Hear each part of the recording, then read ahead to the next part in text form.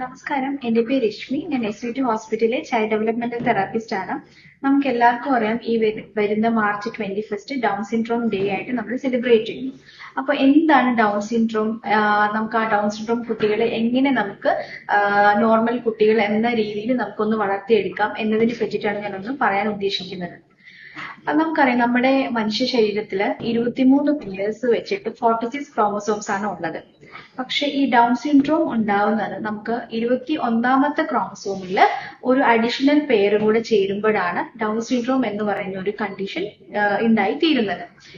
അതായത് ഈ down syndrome കുട്ടികള് ജനിക്കുന്നത് കൂടുതലും ഏജ് കൂടുതലായിട്ടുള്ള അമ്മമാരിലാണ് കൂടുതലും നമ്മൾ കണ്ടുവരുന്നത്. അത് എല്ലാവരിലും ഇല്ല, ചില കേസസിൽ കുഞ്ഞുങ്ങൾ ഡൗൺ സിൻഡ്രോം ആയി തീരാറുണ്ട്. സോ നമ്മൾ ഈ കുഞ്ഞുങ്ങളെ ട്രൈസോമി 21 എന്നും നമ്മൾ വിളിക്കപ്പെടുന്നുണ്ട്. ഈ ഡൗൺ സിൻഡ്രോം കുഞ്ഞുങ്ങളും നോർമൽ കുട്ടികളുമായിട്ട് നമ്മൾ പെട്ടെന്ന് തന്നെ നമുക്ക് തിരിച്ചറിയാനായിട്ട് സാധിക്കും.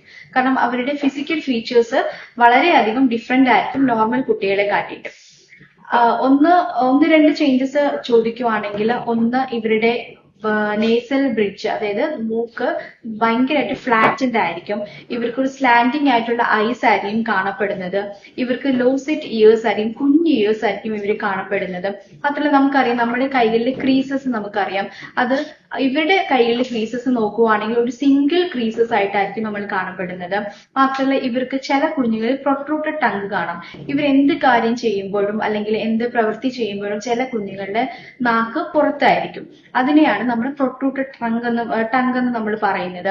മാത്രമല്ല ചില ഡൗൺ സിൻഡ്രോം കുഞ്ഞുങ്ങളുടെ IQ എന്ന് പറയുന്നത് കൂടുതലായിരിക്കും, ചില കുട്ടികളുടെ IQ വളരെ കുറവായിരിക്കും. മിക്ക ഡൗൺ സിൻഡ്രോം കുഞ്ഞുങ്ങളിലും ഭയങ്കര അധികം ഹാപ്പിനെസ് ഉള്ള കുട്ടികളായിരിക്കും. അത് ഭയങ്കരമായിട്ട് ഇമോഷൻസ് ഇവര് ഭയങ്കരമായിട്ട് വാല്യൂ കൊടുക്കുന്നത്, അത് ഭയങ്കരമായിട്ട് ചിരിക്കും, പെട്ടെന്ന് എല്ലാവരുമായിട്ട് ഫ്രണ്ട്ലി ആവുക, ഇതൊക്കെ ചില ഡൗൺ സിൻഡ്രോം കുഞ്ഞുങ്ങളിൽ നമുക്ക് കാണാം.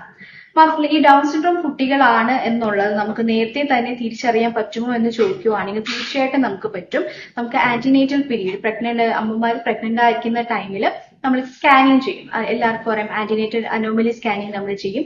ഈ അനോമലി സ്കാനിങ് ചെയ്യുന്ന സമയത്ത് തന്നെ നമുക്ക് കുഞ്ഞിന് എന്തെങ്കിലും ജനറ്റിക് ഇഷ്യൂസ് ഉണ്ടോ അല്ലെങ്കിൽ എന്തെങ്കിലും പ്രശ്നമുണ്ടോ എന്നത് നമുക്ക് തിരിച്ചറിയാനായിട്ട് സാധിക്കും. അതായത് നമുക്ക് അൾട്രാസൗണ്ട് വഴി നമുക്ക് നോക്കിയാൽ അറിയാൻ പറ്റും. മാത്രമല്ല ചില ബ്ലഡ് ടെസ്റ്റുകൾ, അതായത് XXX ടെസ്റ്റ്, അങ്ങനത്തെ ബ്ലഡ് ടെസ്റ്റുകൾ വഴിയിട്ട് നമുക്ക് കുഞ്ഞിന് എന്തെങ്കിലും ഇഷ്യൂസ് ഉണ്ടോ, ജനറ്റിക് ആയിട്ട് പ്രോബ്ലം ഉണ്ടോ എന്ന് നമുക്ക് അറിയാനായിട്ട് സാധിക്കുന്നതാണ്.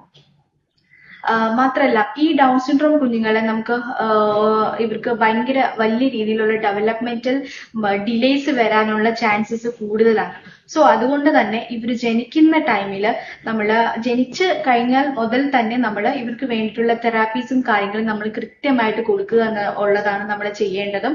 മാത്രമല്ല അതിന് വേണ്ടിയിട്ട് തന്നെ നമുക്കൊരു സപ്പോർട്ടിംഗ് ഗ്രൂപ്പ് തന്നെ ഉണ്ട്. ഈ സപ്പോർട്ടിംഗ് ഗ്രൂപ്പിൽ വരുന്നത് നമ്മുടെ paediatrician, developmental therapist, occupational therapist, speech therapist, neurologist എന്നീ എല്ലാവരും കൂടി ചേർന്നിട്ട് നമുക്കൊരു ഗ്രൂപ്പ്, ഈ ഗ്രൂപ്പിലുള്ള ഇവര് ഡൗൺ സിൻഡ്രോം എന്ന കുട്ടികളെ വേണ്ട രീതിയിലുള്ള ഇന്റർവെൻഷൻ കൊടുക്കുകയും അവർക്ക് വേണ്ടിയുള്ള എല്ലാ രീതിയിലുള്ള സഹായങ്ങൾ ചെയ്യുവാനും ഇവര് വില്ലിങ് ആണ്. സോ നമ്മൾ പാരന്റ്സ് ശ്രദ്ധിക്കേണ്ടത് ഇവർക്ക് വേണ്ടിയിട്ടുള്ള കൃത്യമായ ഇന്റർവെൻഷൻ, കൃത്യമായ തെറാപ്പി ഓരോ മന്തിലും കൊടുക്കുക എന്നുള്ളതാണ്.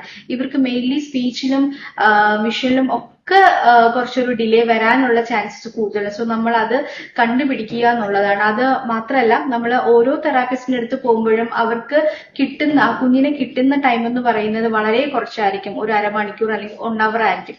ബാക്കി ഉള്ള തെറാപ്പീസും അല്ലെങ്കിൽ ബാക്കിയുള്ള എക്സസൈസും ഒക്കെ കാര്യങ്ങൾ ചെയ്യേണ്ടത് വീട്ടിലെ പാരന്റ്സ് ആണ്. സോ പാരന്റ്സ് വളരെയധികം ശ്രദ്ധിക്കുക. ഇവർക്ക് വേണ്ടിയിട്ടുള്ള തെറാപ്പീസ് കൃത്യമായിട്ട് വീട്ടിലും ചെയ്യാനായിട്ട് ശ്രദ്ധിക്കുക. ഇന്റർവെൻഷൻ നല്ല രീതിയിൽ കൊടുക്കുക. പറയുന്ന ഡേറ്റിന് ഇവർ കൃത്യമായിട്ട് തന്നെ ഓരോ മന്തും ഫോളോ അപ്പ് പാരന്റ്സ് കൊണ്ടുവരാനായിട്ടും ഈ കുഞ്ഞുങ്ങളെ ശ്രദ്ധിക്കണം.